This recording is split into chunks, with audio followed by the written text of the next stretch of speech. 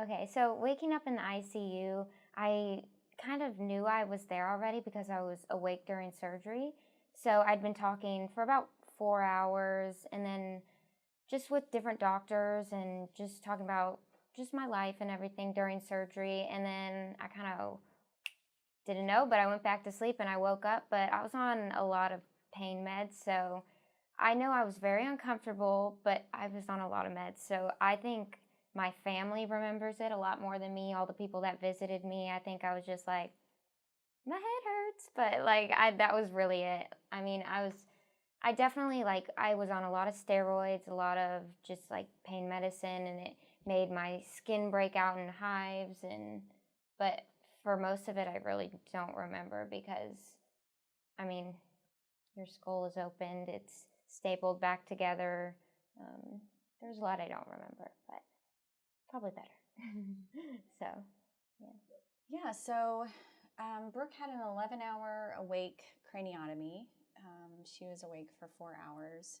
She had numerous seizures during her surgery, like 34 to be exact, which made it very complicated. So that was quite a recovery that we had to deal with. So a lot of people go through a surgery like that and, come in and out in ICU for a day or two.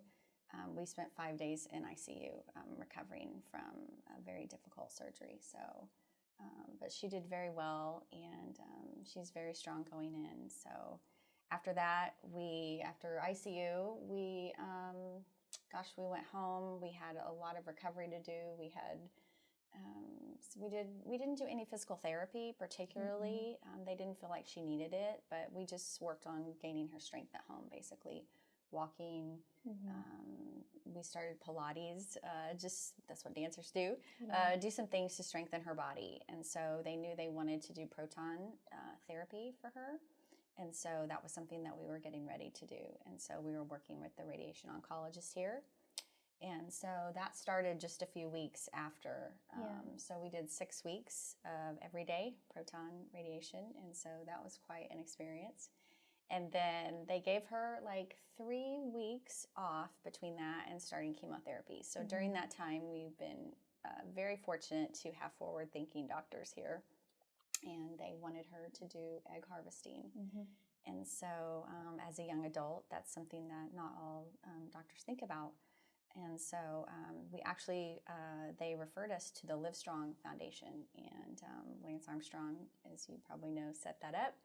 And they actually work with young adults, men and women, to kind of sponsor them financially to help with the burden since insurance doesn't cover that. So we did egg retrieval, harvesting, and then she's done 12 months of chemotherapy.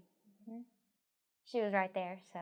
And the nice thing is she was very hands-on with all of this, so I felt like I didn't have to worry as much. It was just go to the doctor. She's handling everything else, which I was very lucky to have that, my mom and my dad. So that was not a stress on me, which I'm very lucky for because I'm old enough for that to be my problem. But they handled that for me.